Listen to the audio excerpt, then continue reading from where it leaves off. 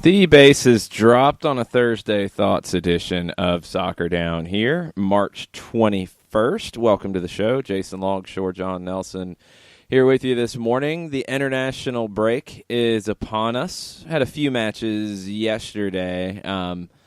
Really weird watching Germany and Serbia and Wales versus Trinidad and Tobago for a long stretch with no crowd noise. It was heard about awkward. this. Yeah, it was weird. I flipped away because it's so strange. Like I couldn't watch. Disconcerting.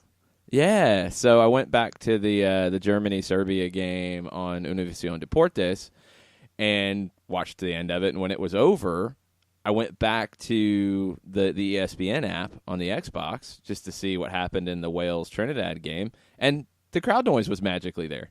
So I guess somebody plugged the mic in? I don't know. It was kind of weird. Oh, goodness. It's so difficult to – I know and we've talked about this calling different games. It's so weird for me calling the game when I can't hear the crowd noise. I couldn't – watching it without the crowd noise was really weird.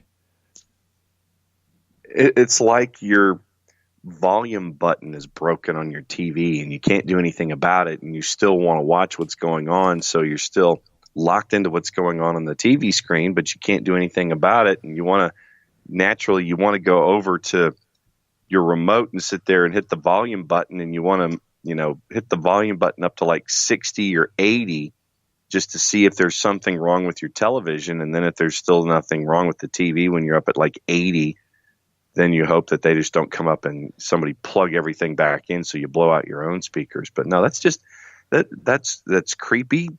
That's disconcerting. That's, from a TV standpoint, it's disappointing that no one figured out what was wrong or didn't address it and didn't want to plug the amp back in to where you're actually hearing something. Yeah, I don't know what the problem was. Dude's playing acoustic guitar. You just want to plug the amp in and sit there and go, no, make it electric. And there's nothing there. And you're kind of sitting there going, okay, how badly do I really want to watch this game? And you found a way. I couldn't stick with it in English. And I wanted to watch the ESPN 3 broadcasts of this, and both of them didn't have crowd noise. That's what was so weird about it. You get a technical difficulty here and there. Things happen. And, okay. But both games had no crowd noise. So I was come on, people. What's going on? But they did get it fixed, folks. and hopefully it will be in full operation for today's matches, which there's a ton on ESPN3 and Watch ESPN and your ESPN apps. Also, Univision Deportes has at least some of these as well. The big ones today in European Championships qualifying for 2020. Belgium-Russia is a pretty good match, and that's going to be on ESPN2 at 3:45. The Netherlands and Belarus, Slovakia, Hungary. Hungary's an underrated side. Austria, Poland, Israel, Slovenia. Those are all your 3:45s. If you want to watch the Scots, they're on at 11 against Kazakhstan. Ooh. And then the game that I think we'll all be talking about tonight is USA Ecuador. It's 8 o'clock. I've heard of this. ESPN2. Just a friendly. But it kind of feels like there's a little more on the line than just a typical friendly, though. I think there's a little more pressure on this one. And we talked about it all last year. When you draw out replacing Bruce Arena, as long as the Federation did, it was going to put more pressure on whoever they named. And now you have Greg Berhalter going into a match with, I think, a lot of people really wanting to see something close to a finished product, and that's almost impossible because this is the first game he's had Pulisic and McKennie and the European-based players. I'm curious what the reaction is going to be tonight. And I'm thinking that you're going to have overreaction Thursday in real time. I think that any you're U.S. going to men's have national team game, you have that. It is overreaction Twitter from the opening. From the lineup being announced until 4 hours after the game. It is overreaction Twitter in the USMNT world. And no, I honestly think that you're right. I think that there is a heightened sense of an expectation of, okay, well, you've been to work, so things will be finished and things will be completed and you'll have an idea. And no, it doesn't quite work that way. As much as we'd like for there to be a finished product, these folks are just still getting used to each other and shaking hands. And Greg Berhalter is still living at U.S. Soccer Federation endorsed housing in Chicago and commuting to Columbus and still looking for homes. He's got a house. I think he's okay. And so, I mean, it's still there. This is still a work in progress, no matter how much folks want there to be a finished product and a starting 11 and everything locked in, and things being the way that you anticipate them being. It's like, all right, you're done with this step. Now get to the other part. You got to finish this first step first. I mean, the number one thing I'm going to be looking at is how it works with Pulisic, McKennie, and Adams in the hybrid right back central midfield role. That's the thing. I mean, I do believe this is the first time we've seen all three of them on the field together in a match. There's a little bit of an expectation here. And again, I don't think that's necessarily a bad thing. I mean, I hope they're reasonable expectations, but this is the best young trio we've seen with the national team potentially ever. And with this group, I know expectations are going to be absolutely through the roof from the second they all start on the pitch together. And I want to get them, I want to see the three of them shaking hands with each other, sitting there going, doctor, doctor, doctor, doctor, and then just get acquainted with each other. And in that sense of, okay, my rhythm is this, and then my rhythm is this. Here's where I want things. Here's where I like things. Here's where the system is integrated from what, Coach Berhalter wants and how these three are going to be integrated in the whole thing. There's that anticipation level from the fans, and it is an overly anticipatory level considering what this group should accomplish. Hashtag everybody wants to have, / everybody wants to have them accomplish. I'm looking forward to seeing it. This first time out, I just want to see some steps forward. I'm not anticipating a polished, finished product, but I would like to see some steps in a direction toward something. Whatever that something is by the end of 90 minutes, I want to see steps toward something. And I don't want it to be something negative. I don't anticipate that, but I think it's I want time things to move going on from that. I want things forward. I want growth. I want relationships. I want activity. I want positive steps toward an anticipated result. Yeah, I mean, I think you can move on from that, to be honest. I think you have a manager who has never shown a negative streak in the way any of his teams have played. So, okay, you've got that to work from. You have a blank slate, and you have a manager who was brought in to implement a vision. So I don't think you're going to see anything negative at all. Are you going to see... And when I say negative, I'm talking like negative soccer. I was thinking scattershot, lacking an identity, those kinds of things. I wasn't thinking negative soccer. But here's where you're at: is you can't implement an identity with a couple days of training. No, you can't do that. You can talk about it. You can show videos. You can send emails before the guys get to camp, but you can't implement a full identity with a couple days of training. But that's what people expect because of the way this has been handled. And I don't know if you'd be further along to an identity if he had started, at the end of last year after the cruise season ended. I don't know if you'd be further along if you had figured out a way for him to start talking about identity but not being there until the cruise season ended. I don't know. We talked about it. It dragged on further than it needed to, but there were at least some extenuating circumstances. All that said, you now are truly, officially, 100% starting the road to the World Cup in 2022. And after what happened last time, people are going to be very shaky about anything that looks at all bad. I think, honestly, what you're looking at is you have to plan this team to go get to the final of the Gold Cup. I really do think that's a big marker here. And that's the hardest part about it for me is Berhalter has to identify out of the group he has right now, all right, is this my group for the summer? Do I need to make changes? Are we going to be able to play this way that I want to play?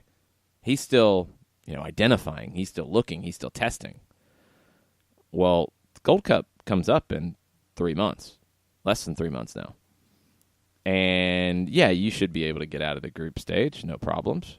But then you go into knockout round games against teams that would love nothing more than to sit back, defend, make life difficult for you, hit you on a counter, or win in penalties and knock you out.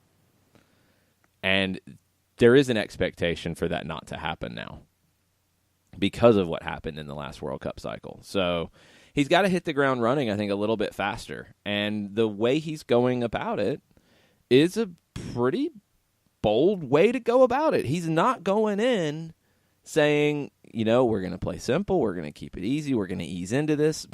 No, he's going. He's going all the way.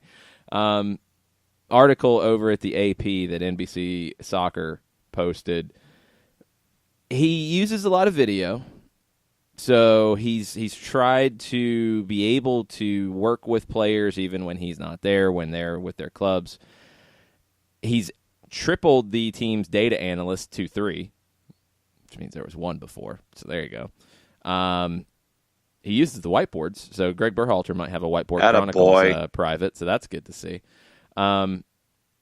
Christian Pulisic said, I've been amazed the first few days just how much information he's got across and how he wants every guy to be on the same page and have a perfect understanding of how we want to go into the game.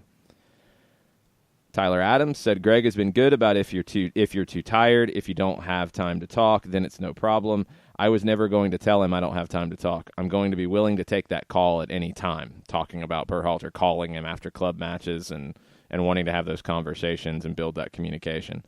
Here's a little bit about your identity. Berhalter said, we want to be a team that's brave, that is attacking-oriented. I think that's what we want the DNA to be.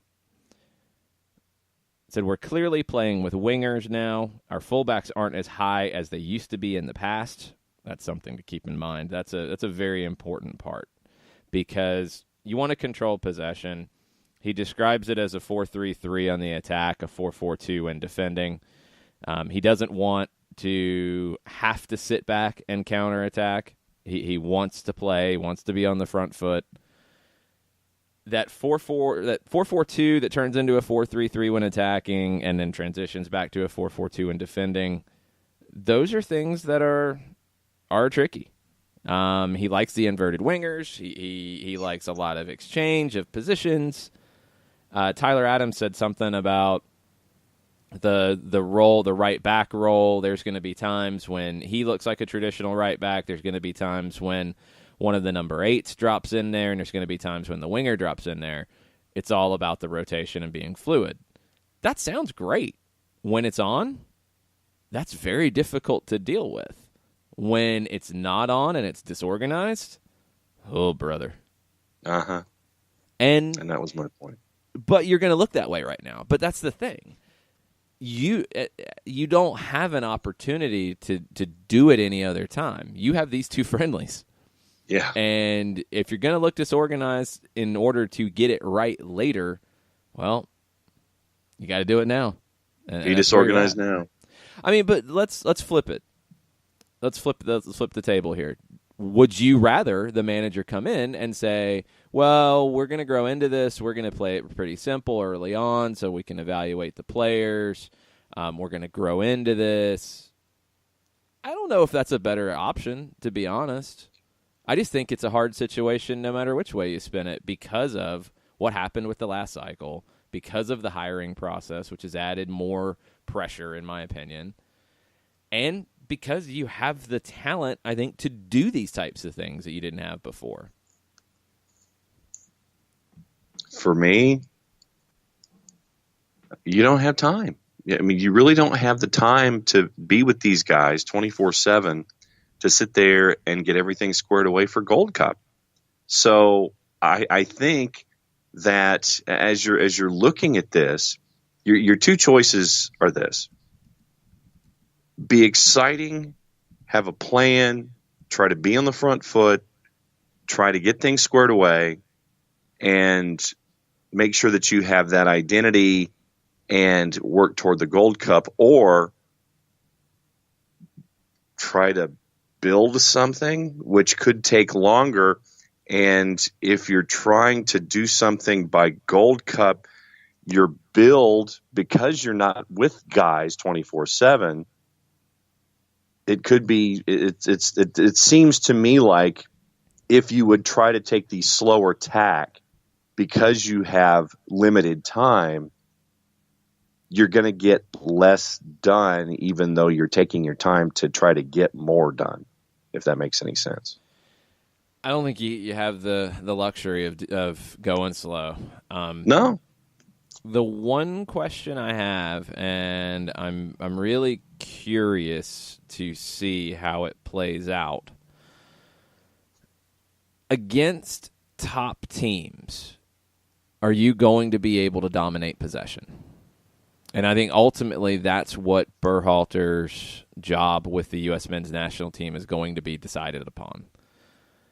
If you go into matches against Trinidad, against really most CONCACAF teams outside of Mexico, Costa Rica is going to give you that possession. They're going to sit deeper. A lot of them will be happy to give you that. You're going to dominate possession. That's fine. Mexico is not going to concede possession to you. Matches at the World Cup, teams aren't going to concede possession to you. If you play in Copa America next year, teams aren't going to concede possession to you. Are you going to be able to take it? Are you going to be able to control games in that way? And that's the thing that I don't know, because honestly, we've never seen a national team manager try it. Jurgen Klinsmann talked about it. He talked about being proactive and controlling games and being on the front foot. It never really happened. Not even in friendlies in Europe, where, yes, he got some good results because he was the master of the 5th or 6th sub. He was so good at that. Unfortunately, you don't get those in competitive games. So we haven't seen it, and I don't know. You know, can this team, can Weston McKennie, Christian Pulisic, Tyler Adams, Will Trapp, Michael Bradley, whatever it is, can they dominate possession in a World Cup match against an Italy, against a Spain, against an England, against a France, against an Argentina, Brazil, a Colombia? I don't know. And if they can't, can they still be effective? And that's the part that we're just going to have to wait and see. But against most CONCACAF teams, yes, they should be able to, and it's much as we've said with Atlanta United, dominating possession is good. It's what you do with it and what chances you create, and that's what you're going to be judged on. So there's those two questions. I think you'll create chances. I think Christian Pulisic will be effective there. I think Weston McKennie can be effective in that role as well. Josh Sargent, when is he going to be the man? That's one question I have, because if he's not, or until he is, I don't know what it looks like with just a pure 9. Can Jordan Morris replicate his form from Seattle? If he can, you're in pretty good shape. There's a few questions on that end of it, but my bigger one is, honestly, when you're playing a top team, can you play the same way? And that's the part I don't know. and we'll just have to wait and see until that happens. It might be the Gold Cup final until we see that happen, unless you get a Costa Rica in a semi, because I don't think there's anybody, and even Costa Rica is going to give you possession, so I don't think there's anybody else in CONCACAF at the Gold Cup that is going to play you straight up in terms of possession and be willing to fight for it in the same way a Mexico would. So you might not get an answer to that until that match. And then, I mean, we've seen Tata Martino have teams that want to dominate possession, and we've seen Tata Martino have teams that want to sit back and defend. So we don't know what approach he's going to play. He might give you possession just to then take it away from you. It's going to be really, really interesting in the Gold Cup. Tonight is your first taste of what we could see along the way. We'll get into your questions, your thoughts. It's a Thursday Thoughts edition. Tweet at us at Soccer Down Here, and we'll talk about it right after this.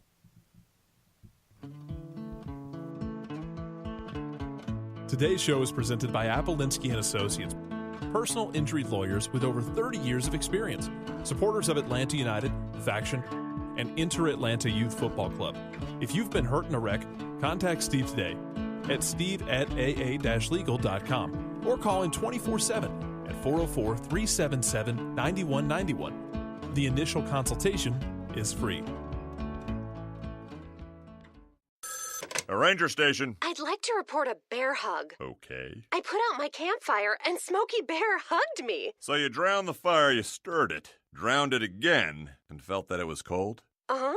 Yep, he's just letting you know you did good. Bear hug from Smokey Bear. Status update. I'm gonna let you go now.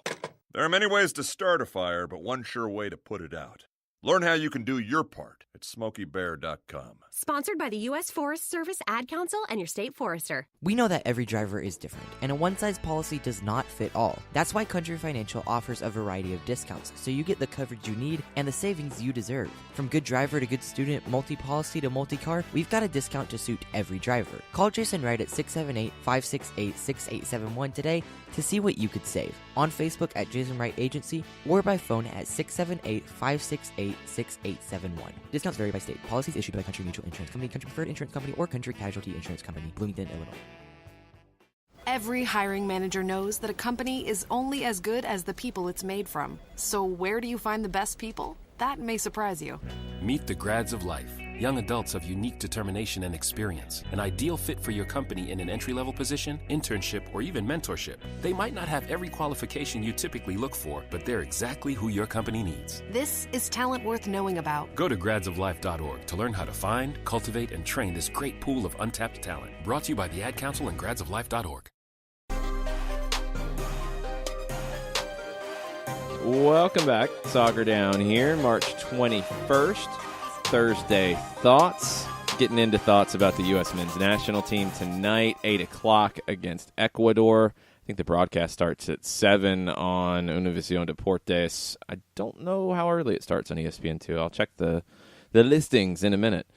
It's in Orlando. It's a big game, I think. I mean, it doesn't feel like just another friendly that's meaningless. And maybe it's just because it's Berhalter's first one with the full squad.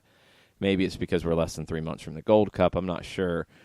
The Tyler Adams thing has brought up a lot of questions, too. And Paul Tenorio had a great piece over at The Athletic.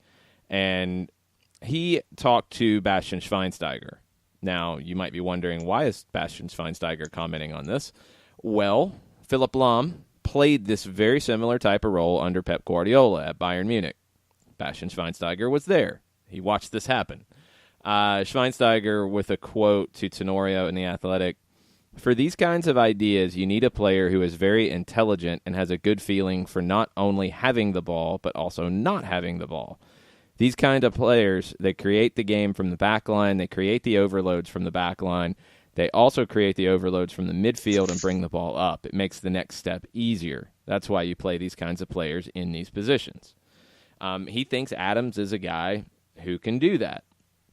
He said it will create some problems for opponents if it goes right. He said that's what Greg was doing in Columbus, and why not with the U.S. national team?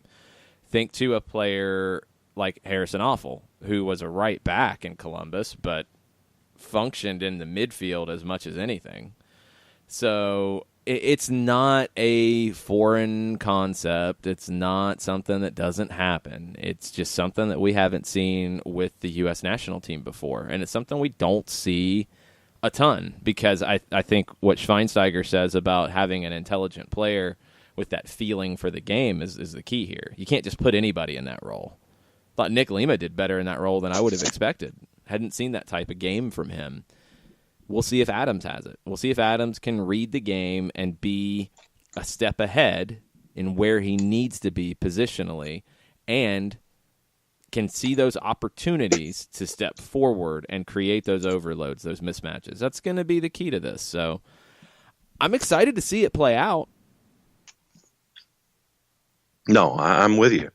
And considering what we saw with Lima last time, can he continue the momentum that he's built on the field? Well, no, Lima's not. No. Lima's not playing. No. Oh. It's Tyler Adams who's playing the role. Tyler Adams. Yeah. No, Sorry. No. Nick Lima played the role in the last friendlies. It's the same role. Yes. That's why when it was announced that Tyler Adams was going to do this, it's like, oh, yeah, that's not a surprise because it kind of seems exactly like what he'd be doing. Misplaced modifier in my head. No, but with. It's the tactic of it is what I'm saying. Like I'm very intrigued to see it play out with Adams now, and if he is as soccer savvy as Schweinsteiger thinks he is, and as I think he's shown, we'll see if it works because it can create those mismatches in different parts of the field. Yeah, and with this new look, can Tyler Adams pull it off? And I want to see how long it takes for him to get integrated in his brain as to, all right, here's what I have to do, here's where I have to be, and how long does it take for him to get there, I think for me is the biggest thing, mentally. He's done it before, so it's not, I mean, it was different in Jesse Marsh's system as it is here, but he's done all of the components of it. And Lima had not, and Lima picked it up pretty well. I think Adams has a little bit, more of a head start on it than Nick Lima did. But can he do it under pressure against a good opponent in Ecuador? And that's going to be the question. So, yes, excited to see the three Bundesliga guys in Pulisic, McKinney, and Adams. Well, Pulisic for another few months anyway. Excited to see what they can do in this one. And I'm thinking maybe McKinney is the one who might have a lot to gain here because all the talk is Pulisic, obviously. I mean, you get sold for that much money and you're going to Chelsea, and he's been the guy front and center for a little while now. And now all the talk about Adams, it's kind of nice for McKinney. He can just play. And that's when you have a shiny object. Everybody's focused on that. And I think what that does is it takes a little bit of the pressure off of you. And it lets you lock in and focus on what you need to do.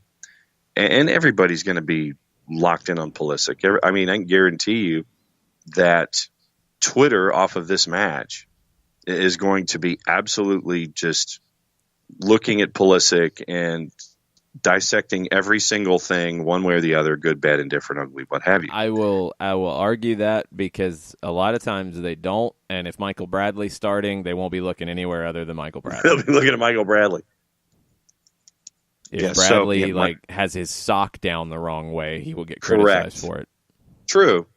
Yeah, I will grant you that. And then that lends itself to one of the Thursday thoughts we had this morning from Eichmann. Michael Bradley's going to cut or prove me wrong.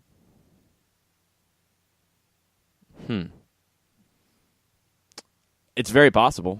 Will Trapp would like to have something to say about it. Yes. But it's very possible. I mean, the guy has shown his fitness. He doesn't look like he's dropping off over 30.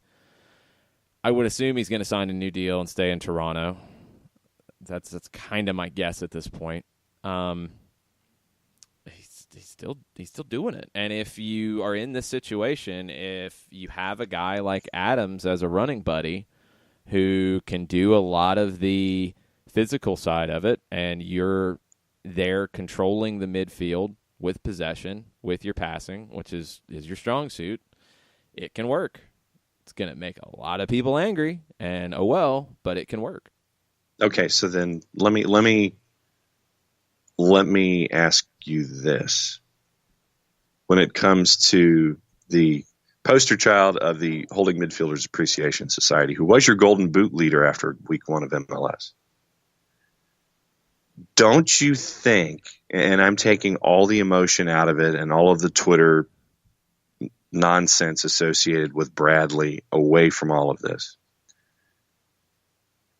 don't you think you need some kind of veteran, and I'll put that word in air quotes, and I just did, you need that kind of veteran stability and presence in the middle of the pitch, since you're trying to get back to something that means as much to the United States soccer community as this does? Not necessarily, because you're doing something completely different. You can look at, after the way things went down in Trinidad and Tobago, you can look at it the opposite way and say you need a clean slate. You need nothing from the last regime, and you need to let these young guys grow up in the team and take charge of it. I think you need a mix, personally. And I don't think there's a better player for this system that Greg Berhalter wants to play than Michael Bradley. Flat out. Will Trapp is not Michael Bradley yet. He's not. And if you go back and you look at Columbus under Berhalter, Will Trapp and Michael Bradley were doing very, very similar things. So they're very similar players. Bradley's better. There's not another American player who can play that role in the way that Berhalter wants it to be played than Michael Bradley right now. That might change in a year. That might change in 6 months. That might change in 2 years, 3 years, 4 years. I don't know. But today, he gives you the best chance to win. And that was why I asked the question. Because I know how people are instantaneously fired up when you mention those two words, Michael and Bradley. But for me, it seems as the individual who's learning the game of the two of us here and learning how to watch a lot of the nuances and everything that's going on, how do you go forward from a situation that's, I guess, an absolute zero when you don't qualify for a tournament and not have one of your most experienced guys in a system with a new coach and new players and things like that? How do you exclude someone like that out of what you're trying to accomplish? That to me is what I don't have the Michael Bradley animus that a lot of folks do. I was about to say everybody, but I don't have that animus because I'm sitting here and looking at it analytically as someone who's trying to learn. I'm somewhat mystified at the notion of not having someone with that experience as a part of your rotation and a part of your starting 11 to try to get something done. Why would you exclude the best player for a situation, even if he is player X? That's what I'm two different things. That's two completely different thoughts, and that's the issue here is if he wasn't the best player for that role, I wouldn't take him because that role is very specific. That's why Tyler Adams is not playing in that role. And that's something that people need to understand is you are not looking for a guy to cover a ton of ground as the 6 in this role. You're not looking for somebody who's going to be running around, getting stuck into tackles and this and that. You're looking for a guy to control the possession. It's not Tyler Adams' game. It's Michael Bradley's game. It's Will Trapp's game. Those are your two options in this role. They're both on this roster. I think Bradley's ahead of him right now. I think Trapp's going to push him, and Trapp's going to try to win that role, and he might. He very well could. But right now, if I'm in a must-win game, it's Michael Bradley. Yeah. Now, but this is the thing. If you're playing a different style, if you're playing a different midfield, Michael Bradley might not be the best fit. In this one, he is. I wouldn't shoehorn him in because he has experience if he's not the right fit. He is the right fit here. He is the best player for the job that Greg Berhalter has created with this position, and I think he's going to be the guy that he turns to, not because of experience, because he's the best player for that role. Now, the question, and this is something that we're going to have to see play out, is what happens with a lot of teams in this situation. Okay, Bradley's not going to be there for 8 years. You'd think Christian Pulisic would be. You'd think McKinney would be. You'd think Adams would be. Bradley's not. He will, in his case, for him, hopefully get to Qatar. It's not a guarantee. Is he going to be too big of a presence for these young players to express their personalities and make the team theirs? Now, I think what Berhalter has done with the captain's armband is a very smart move. He's basically rotated it around. It hasn't been a given that it's Michael Bradley's. That's a good thing. That's a smart thing. And by all accounts, Bradley has been fine with it. Everybody's been fine with it. You haven't had any issues. That's another thing that if that was an issue, you'd have to make a tough decision right now. It sounds like you don't have to. It sounds like everybody is on the same page here. If Bradley can relinquish some of that type of control, and it seems like he has, that's good. Now, we've seen Jimmy Conrad's comments in the past about Bradley being a huge presence and a sometimes negative presence in the team. That would be a bad thing with this young team. But if he is playing the role and providing the leadership when it's needed, it can be very effective. That's something to keep an eye on as we go. You know, Pulisic's a big personality. Don't really think Adams is. Don't really think McKinney is. I don't know if there's another big personality that's a future captain in this group. At least not what they've shown so far. Right. There's not really one of the center backs who would show it yet. I've never been a huge fan of putting the armband on the goalkeeper. I like for that to be on the field, but if the goalkeeper is your natural leader, then fine, but I don't think you have that either with Stefan.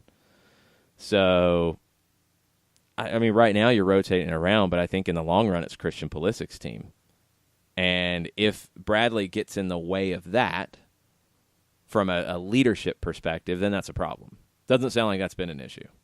Something to keep an eye on, though. But I don't think you shoehorn him in just because he's got a lot of caps. I think right now he's playing because he's the best man for the job.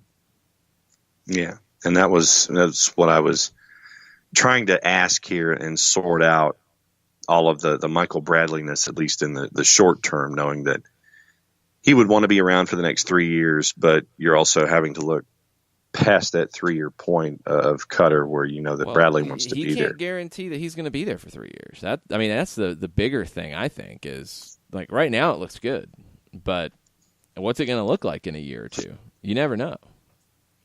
So, I mean, he's got to fight for his job because it's not – there's other guys. Will Trapp is right there. He is right there, and he's played in the system under Berhalter at the club level. Greg knows him inside and out. So Bradley has to be at his absolute best at all times to keep that job. Right now, I think he's the guy. That could change, but that could change by the time we get to the Gold Cup. That's a good thing. That competition is good. Like I said, I just thought I would ask, just, you know, because I know how folks are wired, and certain folks are wired about Michael Bradley. So I figured I would put that question to the floor as someone who doesn't necessarily understand all of the Michael Bradley-ness. Well, but the thing that you ask that I think has to be just underlined is he's not there to provide experience because he has it. You're not shoehorning an experienced guy in just to have some experience. He's the best player for that role right now, and that's more important than anything. It might not be the case down the road, but right now I think it is, and Will Trapp's going to have to prove otherwise. Kefzi on Twitter says, the time for being concerned about Bradley being involved with the U.S. was 2006. I was skeptical based entirely on his father's involvement with the program. He's proven his ability time and time again. Looking forward to the new faces this camp. Yeah, I mean, I think he got a call up in 2006 before they went to the World Cup, and this is when he was breaking through at Metro Stars right before he went to Heerenveen in the Netherlands. I mean, the guy's got a pedigree that there's just not many U.S. men's national team players have ever had, ever. I mean, just flat out. So I that's why I don't get the hatred for it. If you think it's time to move on and you think Will Trapp's the better option, cool. Then you're making a decision on soccer terms. The rest of it, I don't know. It's just strange to me. But, I mean, he's always going to have that specter of Trinidad on him because he was there and he captained that team. And I guess he was supposed to do different things. I've said it many times. I'll continue to say it. I think the tactics in that game were completely wrong, and the team went in with an arm and a leg tied behind their back because of the tactics that Bruce Arena put out there. I think that was the biggest issue. So, anyway, I think that's enough Michael Bradley talk. If there's any more questions, go ahead and throw them in if you want. Tuesday Thoughts is the hashtag. @SoccerDownHere is us on Twitter. So let us know what your Thursday thoughts are. We'll be right back. As a business owner, you know that every year brings new challenges and opportunities. The success of your business demands expertise and focus. And Country Financial can help you keep that focus by helping ensure you have the right insurance protection in place to meet your goals. Jason Wright can help you create a customized insurance plan that has coverages designed just for your business. Give Jason a call at 678-568-6871 or reach him on Facebook at Jason Wright Agency. Coverages vary by state. Policies issued by Country Mutual Insurance Company, Bloomington, Illinois.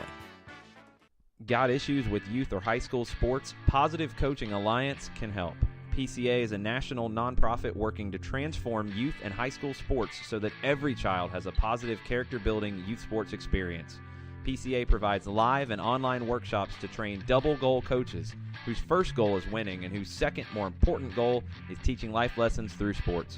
PCA also has workshops for parents and high school student-athletes. For more information, please visit positivecoach.org. If you've been hurt in a car wreck, contact my friend Steve Apolinsky of Apolinsky and Associates. He's been representing individuals for over 30 years throughout Georgia and Alabama. Email him at steve@aa-legal.com or call him 24/7 at 404-377-9191. The initial consultation is free.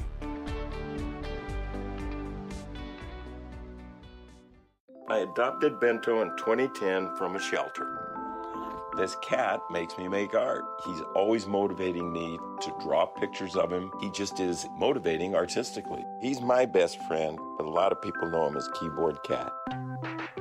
Keyboard Cat, YouTube star and shelter pet. Amazing adoption stories start in shelters. Start yours today.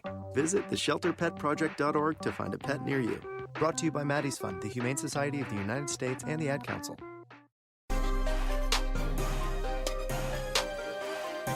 Welcome back. Thursday Thoughts edition of Soccer Down Here, the international break edition.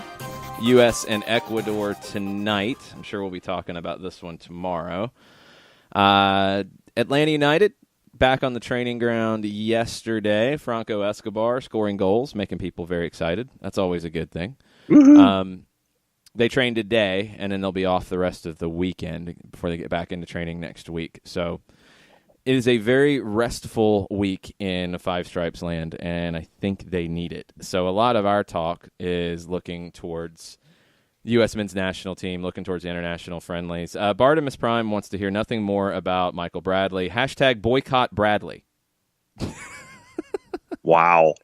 Good morning. Okay. All right, Bart. If Trapp's the better player, he should be playing. That's exactly where I stand. I just don't think he is yet. I think he could be, but I don't think he is yet. If you're going to change the system, then it's a different conversation. But the way this team is going to play, you need a player along the lines of Michael Bradley or Will Trapp. And if I'm choosing between the two on March 21st, 2019, I'm choosing Michael Bradley. We'll see if we're still making that choice in June. That's just that's where I'm at with it. So, I mean, if you're going to rule out a player for other reasons, I don't know. I don't think you need to do that at this point. I think you need the best players on the field. Tafka says, I want to see the race to replace Bradley end by 2020. Canals, Parks, Roldan, Durkin, Acosta, Trapp. See, those are all different kinds of players, though. And that's the thing, is in the system that Greg Berhalter has set up right now. Now, he could change it, too, because he's made it clear that he's evaluating, he's testing things, he's checking it out, he's going to see what's going to work, what doesn't. In the system that they're playing right now, the only one of those that I think can truly play this role is Durkin. I think Chris Durkin could be the guy in this role. I don't know if he's going to be that guy in another year. I want to see how much he plays this year, and it kind of stinks for him that Russell Canals and Durkin are in the same spot. And it seems Ben Olsen prefers a different kind of player in that 6th role. He wants a guy like Canals who is going to be, a little more of a ball winner, not as strong of a passer, not as strong in possession. I think Durkin's the more possession-based guy. And right now he's not playing, and that's a shame. That's something that is probably going to need to be addressed by his representation pretty soon. Kellen Acosta, possibly. He's just really gotten inconsistent, and that's been a disappointing thing about him. I don't know if this role suits him the best. I think he has a lot of the characteristics for it. Roldan, I think, is more of an 8. More of a box-to-box. I think Roldan could play the Tyler Adams role as a right back / central midfielder. I think Roldan could definitely be in the mix there. Parks we need to see more of at a first-team level before we really make decisions on him, and we'll see if he gets that time with NYC. Could be Parks, but I think he's a little more of a guy going forward as well. He might be one of the guys to back up Pulisic, McKinney if you're playing the 2 10s like that. That's where I'm leaning right now. Durkin's the one that I really do think has this type of game. I just don't know if he's going to have the experience and the playing time between now and then. And that's the question for me. I liked Chris Durkin last year a lot. I thought Durkin was a very good player for DC before Canals got back. Canals made him better though. Yeah. But that's a different style. And yeah, so for me, when I saw this list, I'm like, Canals, okay, I like that, considering what we saw from him when he did come back. But it's a different CV that's there when it comes to that particular role.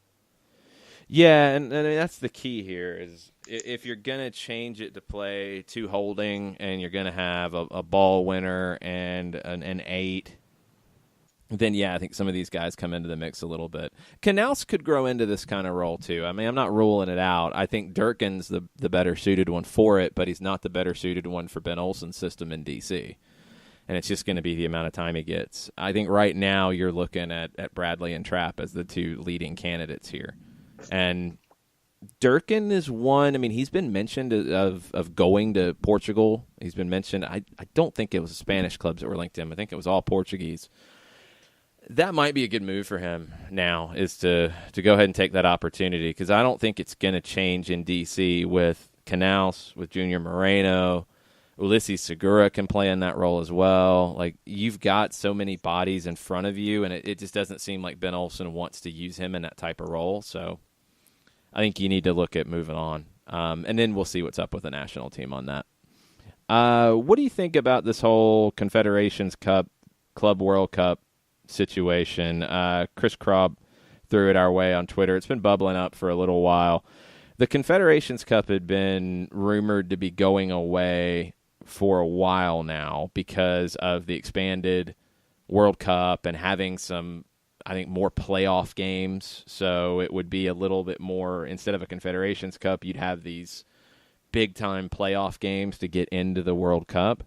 But now they want to do an expanded Club World Cup that would be held every 4 years from 2021 on. And FIFA's put these plans out. What do you think about replacing the Confederations Cup with an expanded Club World Cup? Well, I look at this and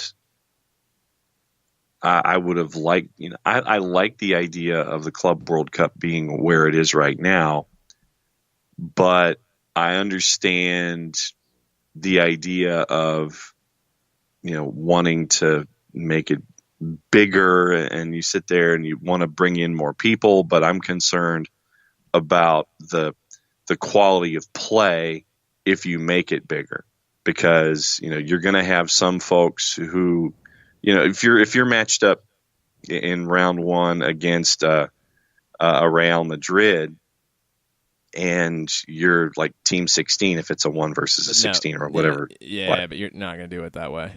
Like it's never going to be that way, because it sounds great. It sounds wonderful, but Real Madrid's not going to play 4 games in a Club World Cup, and they're not going to play minnows from Oceania.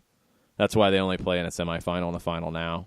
So I don't know. And that's why I don't think this Club World Cup thing is going to work. Every how are 4 you gonna years. make it work? But it's not even that. Forget that. How are you going to convince Real Madrid and its players to say, okay, at the end of our season, we're going to train for another 3 weeks or so, and then we're going to go play in a World Cup style tournament where we're going to play for a couple of weeks. Probably, if it's 24 teams, you're probably looking at 3 to 4 weeks, and then finish that, and then take 2 weeks off, and then start our training for the next season. They're not going to do it. There's none of the big clubs are going to say yes to that. It's not going to happen. Yeah. No. I don't see it. I just don't see it working out. No, and then it would go to every 4 years, because I'm reading the. Yeah, every 4 years. I mean, that's so secondary. Like, you could do it every year, every 4 years, every 8 years, every 27 years. You're never going to get the clubs to do it, because they're not. Real Madrid is not going to accept playing in a group stage with Saprissa, with Hearts of Oak from Ghana, and Kashima Antlers from Japan. They're not going to do that. No. So if they do, they're going to send a second team, and it's not going to be good for that. And it's just so they're take going the to pass shine off of the Club World Cup. But they're not going to do it. Like, it's not even about shine. Like, it's not going to happen, because here's the other part of it, and here's probably the most important part of it. You think Real Madrid's going to turn down an Asian tour where they could make crazy money to go play those teams in a group stage? No, it's not happening. It's not going to happen in that format. I think the Club World Cup, I don't know if it needs to change in a big way until you get more competition, until you get the South American teams knocking off the European teams on a semi-regular basis. It's only happened once in this format. Until you get more upsets of the CONCACAF teams, the Asian teams, the African teams, knocking bigger teams off. Until you get more of that, it is what it is. Why if you're a big team, honestly, are you going to, after the season that you've had, and assuming that you've done multiple competitions and gone deep in all of them, and you've played 40 or 50 matches by the time your season's over, and have taken up 9 months of your life, are you going to sit there and flip it and go, yeah, we'll do that, and go through another round of matches against substandard competition all in one place? It makes zero sense to me that you would be even remotely interested in doing it. And if you are, to your point, you're not going to send your top dudes, and all you're going to do is just sit there, and you're going to lessen the competition that you're going to. And to your point about, off seasons are done for all these other things where you can sit there and make a gajillion dollars. Why would you pin yourself into doing something that is a Club World Cup where you're locked into substandard competition and just doing something because it's there, as opposed to doing what you want to do? I don't see it. The only way it happens is if this consortium of private investors that is ready to invest supposedly some $25 billion for the rights to a revamped Club World Cup and a Nations League that FIFA would do, essentially taking the winners of the UEFA Nations League, the CONCACAF Nations League, I guess the Copa America, getting Africa and Asia to do a Nations League, that would be in the even-numbered year between the World Cups, and then the Club World Cup would be the year after. You would have to get this group of private investors to commit insane amounts of money to the clubs, and even then, I think it's very skeptical. I don't like the idea of it. No.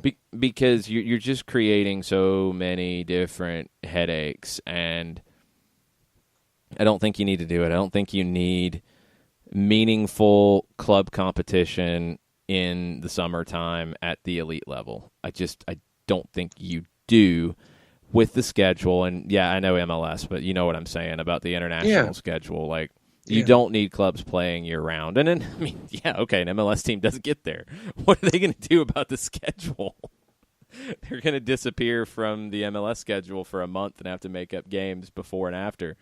So, I don't know. Nope. I just don't see it. I think it needs to stay where it is. And yeah, if you want to figure out a way to expand it a little bit where it is, okay, do that. Add another European team, add another South American team, where, okay, you're going to have to get them to commit to playing, instead of just a semifinal and a final over a week's time, maybe a quarterfinal, a final, a semifinal, and a final. Maybe it's something like that. Adding one more game in the current format seems a little more likely than this. I don't know. I mean, the Confederation competition in the new format, it would be an 18-day competition, so 3 weeks minimum, closer to a month away from home if you're in league play at this point. Yeah, for the teams that play through the summer, for sure. Yeah. It's just weird. It's very strange. We'll see how it all shakes out, but I'm at least a little bit skeptical about it. We'll get into more Thursday thoughts right after this. Today's show is presented by Appolinsky & Associates, personal injury lawyers with over 30 years of experience, supporters of Atlanta United, Faction, and Inter-Atlanta Youth Football Club. If you've been hurt in a wreck, contact Steve today at steve@aa-legal.com or call in 24/7 at 404-377-9191. The initial consultation is free. A ranger station. I'd like to report a bear hug. Okay. I put out my campfire and Smokey Bear hugged me. So you drowned the fire, you stirred it, drowned it again, and felt that it was cold? Uh-huh. Yep, he's just letting you know you did good. Bear hug from Smokey Bear. Status update. I'm gonna let you go now. There are many ways to start a fire, but one sure way to put it out. Learn how you can do your part at SmokeyBear.com. Sponsored by the U.S. Forest Service Ad Council and your state forester. We know that every driver is different, and a one-size policy does not fit all. That's why Country Financial offers a variety of discounts, so you get the coverage you need and the savings you deserve. From good driver to good student, multi-policy to multi-car, we've got a discount to suit every driver. Call Jason Wright at 678-568-6871 today to see what you could save. On Facebook at Jason Wright Agency, or by phone at 678-568-6871. Discounts vary by state. Policies issued by Country Mutual Insurance Company, Country Preferred Insurance Company, or Country Casualty Insurance Company, Bloomington, Illinois. Every hiring manager knows that a company is only as good as the people it's made from. So where do you find the best people? That may surprise you. Meet the grads of life. Young adults of unique determination and experience. An ideal fit for your company in an entry-level position, internship, or even mentorship. They might not have every qualification you typically look for, but they're exactly who your company needs. This is talent worth knowing about. Go to gradsoflife.org to learn how to find, cultivate, and train this great pool of untapped talent. Brought to you by the Ad Council and gradsoflife.org. As a business owner, you know that every year brings new challenges and opportunities. The success of your business demands expertise and focus. And Country Financial can help you keep that focus by helping ensure you have the right insurance protection in place to meet your goals. Jason Wright can help you create a customized insurance plan that has coverages designed just for your business. Give Jason a call at 678-568-6871 or reach him on Facebook at Jason Wright Agency. Coverages vary by state. Policies issued by Country Mutual Insurance Company, Bloomington, Illinois. Got issues with youth or high school sports? Positive Coaching Alliance can help. PCA is a national nonprofit working to transform youth and high school sports so that every child has a positive character-building youth sports experience. PCA provides live and online workshops to train double-goal coaches whose first goal is winning and whose second, more important goal is teaching life lessons through sports. PCA also has workshops for parents and high school student athletes. For more information, please visit positivecoach.org. If you've been hurt in a car wreck, contact my friend Steve Apolinsky of Apolinsky and Associates. He's been representing individuals for over 30 years throughout Georgia and Alabama. Email him at steve@aa-legal.com or call him 24/7 at 404-377-9191. The initial consultation is free.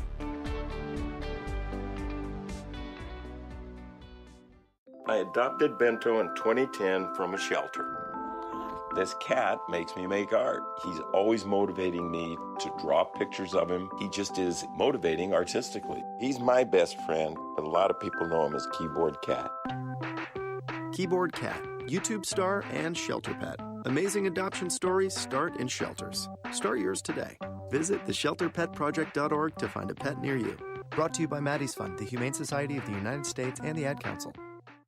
You're listening to Soccer Down Here daily on SDH Networks, a division of OSG Sports. Find us at Soccer Down Here on Facebook and Twitter. The time is now the top of the hour. Peep, y'all. Welcome back. Soccer Down Here. Thursday Thoughts edition of the show. A lot of U.S. men's national team chatter as we get close to a match against Ecuador tonight from Orlando, 8 o'clock.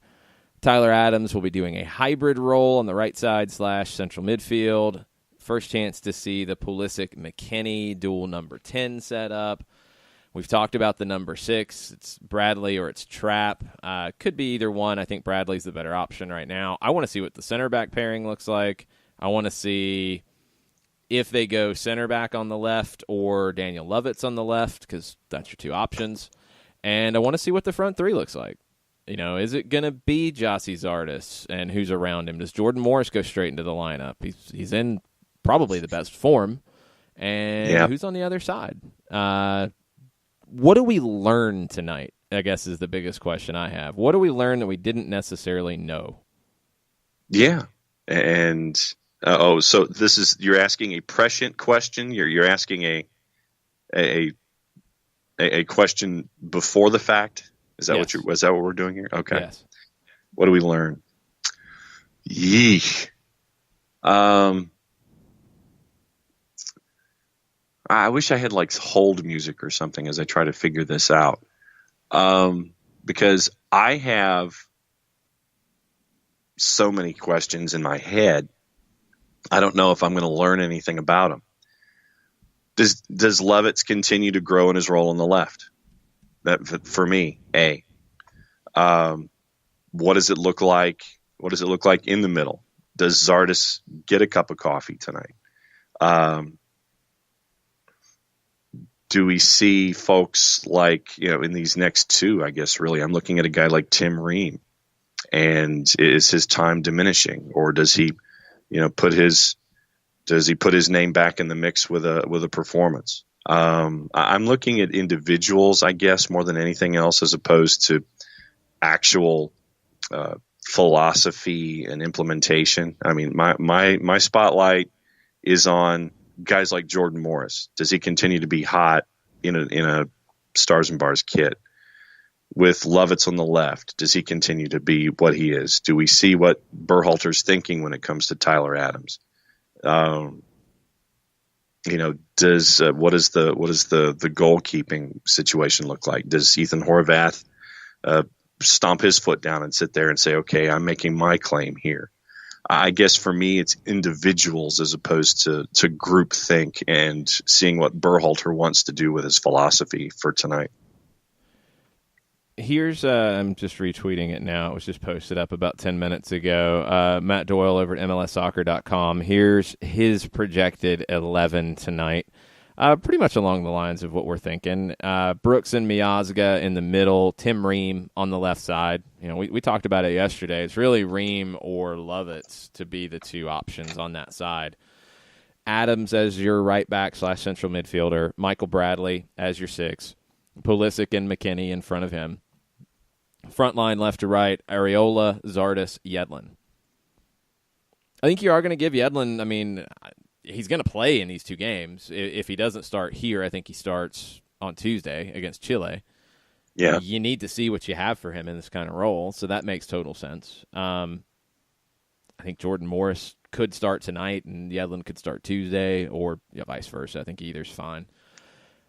But yeah, I mean, that makes complete sense to me. That would not shock me at all if that's your lineup. And, I'm cool with that because, like I said, I'm kind of in the middle of ideas of, okay, I want to see progress with what Berhalter is thinking, but at the same time, I understand you're kicking the tires on guys. So for me, it's just an hour before, I want to see what you're thinking. And then during the match, all right, then I can, if I see what you're thinking with the lineup, then if they can implement at least the first steps of implementing what you're thinking, then I'm cool with what's going down. It's a really good piece over at MLSsoccer.com. Go check it out. I love the detail that Doyle goes into describing some of the different roles and getting really into the differences between Pulisic's role and McKinney's role, between the right winger's role and the left winger's role. It's really good. Go read that over at MLSsoccer.com. Highly recommend it. That lineup would make total sense to me. I could really see that. So if that's your lineup, I'm with you. I think Tim Ream has a lot to prove tonight because I think he's really straddling the line on being in or out at the moment in this national team. And if he steps up and plays in this role and does it well, and there's not a lot of guys who are naturals for this role in the pool, to be honest, because it's not a true left back. It's not a true center back. It's kind of in between. You need to be able to do both. It's his to lose. I think Lovitz is the guy pushing him. Lovitz is more of a left back learning the center back side of it. Ream is a little more of a guy who's comfortable doing both, but probably at this stage of his career, more of the center back than the left back. I really think it's Ream's to lose. Yeah, and that's why I'm looking at that one. And for me, he was one of the guys when I saw the squad announced. Okay, you're 31. I want to see what you've got left and what you can prove. And as we all know, when it comes to the new boss, you got a new boss. You have to prove yourself all over again. A, is Ream going to get that opportunity? B, what does he do with the opportunity? So for me, Ream and Lovitz are the two that really are at the top of my list for this run. Yeah, and I think it'll be the same as we talked about with Yedlin and Morris. You'll probably see each of them get a start because you're going to have some compare and contrast. I think it's very important as to, okay, we've seen Yedlin in this role. Now how does it look different with Jordan Morris against a similar type of opponent? And you can do that a little bit better if you give him 90 minutes, if you let him play a full match, as opposed to 45 and 45. I'd rather see them get closer to 90 and be able to evaluate it. So if this is your lineup tonight, then I'd want to see Morris start on Tuesday, and I'd want to see Lovett start for Ream on Tuesday and see what we can get out of that. No, I'm down with that idea completely. So, obviously for me, that's the one, but then I want to see what Zardes is. I want to see what Morris is. I want to see what they can do. So, like I said, for me, yeah, I understand the overarching picture of what Greg Berhalter wants to do. But for me, I guess, so of course, with Tyler Adams, everybody's going to be focused on that. So I guess for me, I was focused around the edges of what we anticipate with Tyler Adams. I want to see what's going to go on in front of him, and I want to see what's going on beside him. Yeah, read Doyle's column to kind of get a sense of, okay, Adams fits in like this, McKinney fits in like this, Pulisic fits in like this, and how it all works. It's a really good breakdown of it, and it's pretty complicated, and that's maybe my biggest concern is that this is not an easy plug and play system. This is something that takes time for it to look as well as it can, and that's hard to do with a national team. Now, if it works, if you get the right guys to fit it and they stay healthy and they stay in form, it's really difficult for opponents to deal with, because it's asking a lot of opponents because they are the same. They don't get a lot of time with their national teams. They don't get a lot of time to go deep diving into tactics. It's a bold move by Greg Berhalter. I love the idea, but it's all about the execution in the end, and we'll see how it comes out. Let's talk the U23s for a little bit now that we have an official announcement. Jason Kreis in charge. 2 matches, Friday and Sunday. Friday, Egypt. Sunday, the Netherlands. Noon kickoffs in Spain. It's the start of the qualification process for 2020. Not that these games are qualifiers, but it's the start of identifying the pool. 1997 guys born on or after January 1st, 1997. And you've got 13 1997 guys, 4 1998 guys, 2 young 2000 guys in this group. I think there's the potential for some U20s who are with that group right now to play up to this group when you get to qualifying. There's the potential for some guys who are with the senior national team to play with the U23s in qualifying and in the Olympics. Miles Robinson is the big name for us out of Atlanta. He's in the group. The other defenders with him, Julian Araujo from the LA Galaxy, Cameron Carter-Vickers, who's at Swansea right now, Marco Farfan from Portland, Jack Maher from Indiana University, Matthew Olasunde, who's at Manchester United, who was linked to coming back to the Red Bulls, developed at the Red Bulls Academy, just not really progressing at Manchester United at the moment. Donovan Pines from DC United, Lucas Poss from Lausanne in Switzerland, Anthony Robinson from Wigan, and Miles from Atlanta United. I'd love to see Miles and Cameron Carter-Vickers get a game together and see how that looks. And I just, if I said I was more excited about the U23 than I was about the national team, what would you tell me? You're wrong. Because you're probably not going to get to see the U23s, so it's excitement that's going to lead to nothing. I don't know if those games are going to be streamed. So, and you're not going to get to see this group, and this group's going to be a lot of, right now especially, it's a lot of moving parts. It's a lot of evaluation. You have 6 midfielders in Derek Jones, Cam Lindley's not playing for Orlando, Jones with Philadelphia should be playing a little more, Jordy Mihailovic, who is playing a lot for Chicago, Keaton Parks with NYC, Eric Williamson, Portland Timbers, Jackson Ewell with San Jose. All guys that we know from MLS, and we're seeing some on a regular basis, but not a ton. Up top, it's Ebobisse from Portland, or Bobisi, sorry, Josh Perez, LAFC, Emmanuel Sabi from Hobro in Denmark, Josh Sargent, who we know well, Tim Weah, who we know well, Haji Wright from Schalke. It's a lot of attacking talent. Mm-hmm. It's some interesting midfielders. The defense is probably the least proven group, and Miles is probably your guy who's getting the most minutes at the senior level right now, along with maybe Anthony Robinson. Cameron Carter-Vickers, how much is he playing with Swansea at the moment? I think he's getting some consistent minutes. I mean, for me, okay, it's consistency, and they need all the help they can get. So don't be shocked if he ends up getting a lot more minutes going for the rest of the year. Well, let's take a look at what he has been getting here lately. Yeah, looks like he's been getting some games. He's got 20 this season, 14 starts. That's not bad at all. So this is a group that has a wide range of guys who are playing a good bit and guys who just aren't.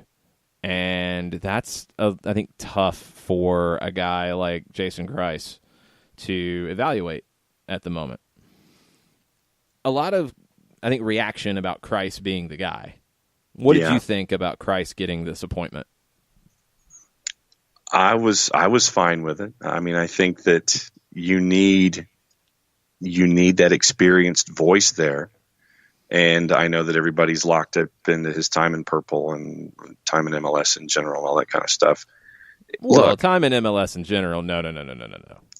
You're not getting away with that one. He's got an MLS Cup with Real Salt Lake now, and he was very successful at Real Salt Lake. That people are wrapped up into his time in purple, and I don't care.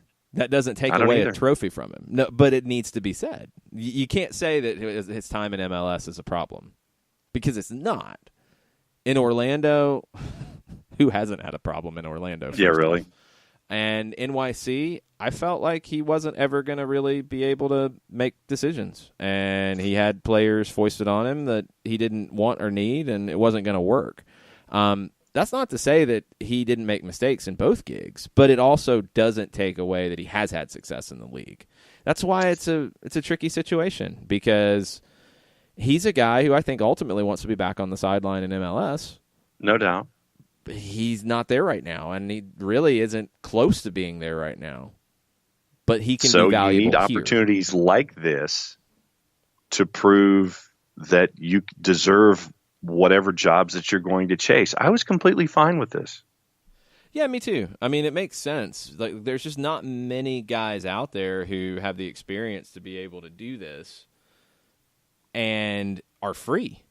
I mean, he's in a technical role with Inter Miami. You know, he's not in the field yet, and they're still building, and his role, I think, is a little nebulous anyway. So he's got the time. He's available. He has the experience. Outside of giving this role to Dave Sarachan as a bit of a thank you for being the caretaker with the men's team until he took the North Carolina job, there probably isn't another option that would have made sense at any point along the way as you started preparing for the U23s. I mean, I can't think of anybody else that's out there that would be a better option than Kreis. But that being said, there's pressure on him because he has to qualify. Flat out. Yes. Like, no excuses. I don't care if clubs don't want to give you players. I don't care. You have to qualify.